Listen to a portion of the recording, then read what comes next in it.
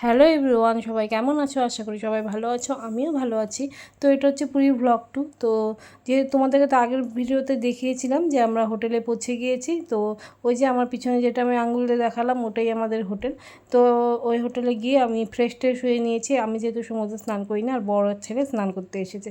আর তোমাদেরকে একটু সমুদ্রটাও দেখিয়ে দিলাম, দেখো কি ভালো লাগছে। তো এখন আমরা ওখানটায় থেকে চলে এসেছি সমুদ্র থেকে। তো এসে দেখি যে হোটেল থেকে আমাদেরকে বললো যে আপনারা সি ভিউ রুমটা আজকেই পেয়ে যাবেন, ওই রুমটাতে থাকার দরকার নেই। তো এসে এই যে পেয়ে গেছি।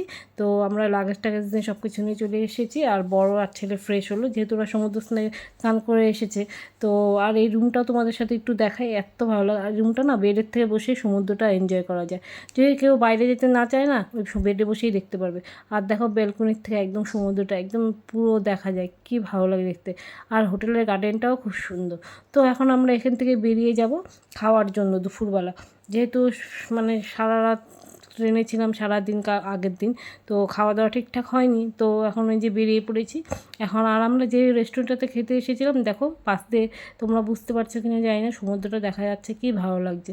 তো এখন আমরা খাওয়া দাওয়া করি, বেরিয়ে মানে হোটেলের দিকে আবার চলে যাবো। আজকে আর কোনো ভিডিও দেবো না, মানে সেদিনকার আর কোনো ভিডিও দেবো না, যেহেতু শরীরই ভীষণই টায়ার্ড ছিল। মানে আর কোনো ভিডিও করিনি। তো আমরা খাওয়া দাওয়া করে ওখান থেকে বেরিয়ে পড়েছি। তো এখন হোটেলের দিকে যাচ্ছি। এখন গিয়ে এখন একটু হোটেলে রেস্ট টেস্ট করবো।